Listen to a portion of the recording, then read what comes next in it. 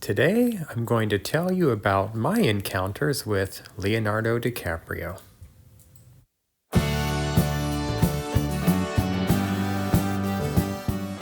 Hey, everybody. Thanks for joining us here at Traces of Hollywood. I'm going to share with you all some stories about Leonardo DiCaprio. And the first time I saw him was around 1996 in New York City when I was living there. And my friends and I were big film lovers, so we already knew him from movies like A Boy's Life with Robert De Niro, which is a pretty brutal film if you haven't seen it. What's Eating Gilbert Grape with Johnny Depp and Juliette Lewis, which is phenomenal, an absolute masterpiece of work for him. Also, in Basketball Diaries, which was another somewhat brutal story dealing with addiction. And then we enjoyed him in The Quick and the Dead, which was kind of a spaghetti western homage with Sharon Stone. I have a Sharon Stone story I'll share at one point in the future. Also, Total Eclipse, where he and David Thewlis played Arthur Rimbaud and Paul Verlaine, the poets, and they had a romantic relationship, another fantastic film.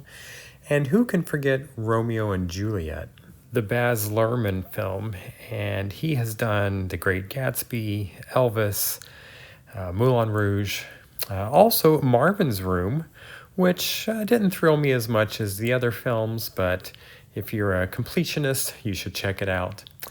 So this was, again, around 1996 when we started seeing Leo around New York City.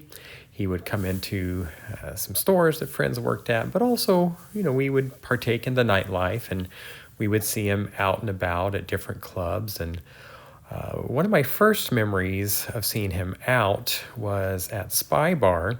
And, he was young, and this was just pre-Titanic, and then also getting into the Titanic era, which was exciting to watch his fame grow from this sort of an art film actor that we knew to a superstar from one weekend to the next. It was literally like that, and the crowds responded in a similar way.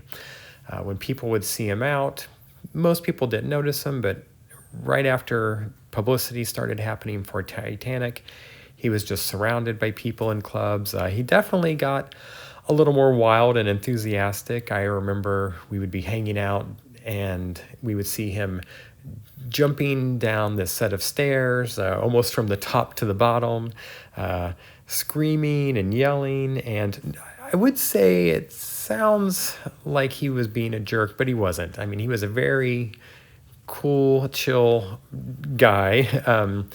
I had lots of friends who would tell me stories that he would invite them back to hang out with him afterwards at his hotel there in Soho. And, these were wait staff and bartenders and just regular folks. So he wasn't only hanging out with celebrities. And I'm going to say allegedly for this next part, but, they would just talk about old films and smoke weed and, just have a good time, do things that young people did. Now, that's not to say he didn't hang out with celebrities, because the next time I saw him was outside of a club on the west side, and he was with Q-Tip from A Tribe Called Quest and LL Cool J.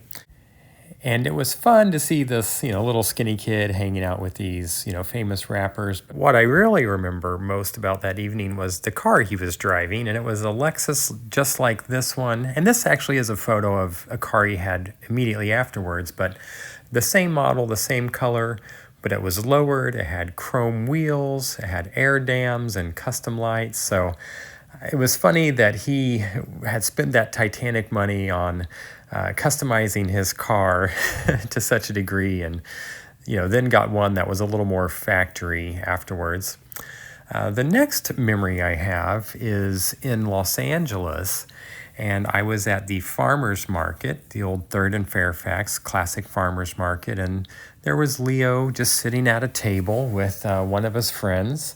And if you've not been to the farmers market, it's a pretty popular spot in LA. And this was just in the middle of the afternoon, and there's tourists walking back and forth, and most people didn't notice him. He had sunglasses and a hat like this, but then occasionally, a group of tourists would notice him and freak out and, lean down and talk to him and ask him questions. And he was very kind and engaged everybody and, took the time to chat with anyone who recognized him. So I thought that was pretty cool.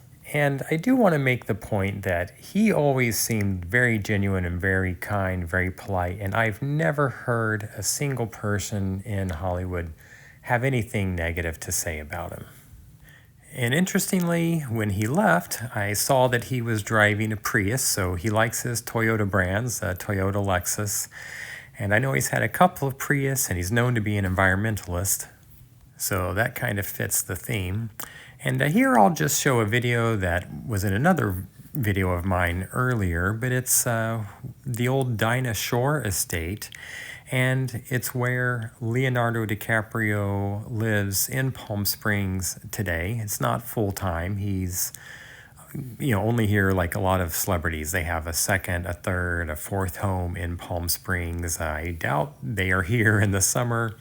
A lot of these folks use them as their base camp during some of the, the big annual events like Modernism Week or during Coachella or Stagecoach or events like that, or just during the winter when it's, when the weather's not ideal in other places, they'll come here or just pop out for the weekend. So a very significant home designed by Donald Wexler in 1964. And I have driven by when Leo's in town, and of course I'm not going to describe what vehicles he drives today, and I'm also not going to give the address. I don't do that when it's the current home of a celebrity, but of course it's online. It's people can find it without much trouble. So if you do decide to visit, just be respectful and don't trespass and look from the comfort of your car or the sidewalks. I'll share more stories soon about the celebrities I've encountered from my work in Hollywood and also just being around the entertainment world.